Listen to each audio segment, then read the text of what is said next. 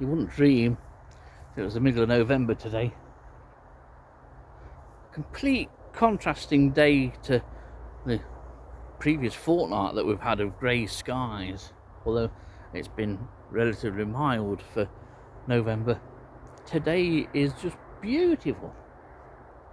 You couldn't get a better day in November than this. Nice blue skies, sun in the sky, and that sun has a bit of warmth to it as well. There's a few insects sort of absorbing that late autumn sunshine. But even though we're on the 11th of November, almost halfway through November and well into autumn now, there's still one particular sign of what you would say is a symbol of summer here on Sherwood Heath. It has wings and it has 6 legs, and a lot of you won't like it.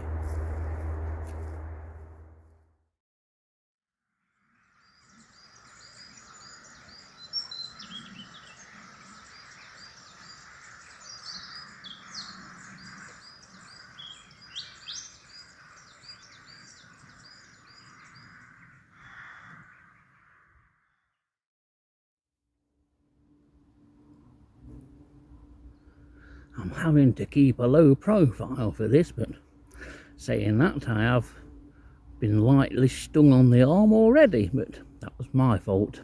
Didn't realise I was lying on a wasp.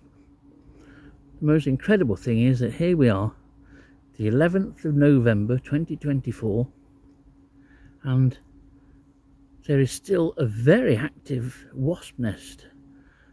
I'll leave this running a bit because wasps are still coming in with food, and they're still coming out with waste products to disperse.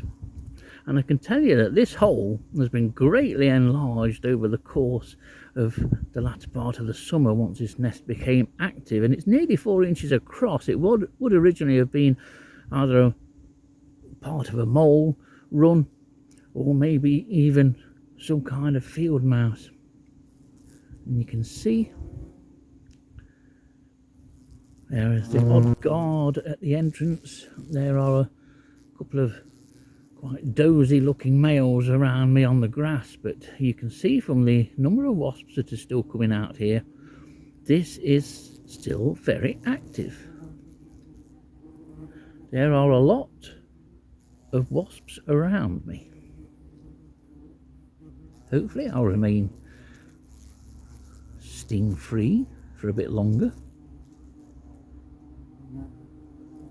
I'm keeping my profile very low to the ground. Never stand directly openly in front of a wasp nest.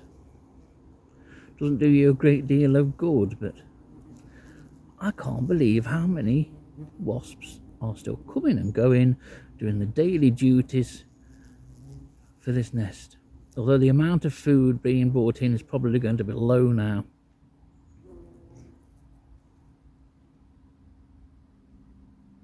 I never thought I would see an active wasp nest getting on towards the middle of November.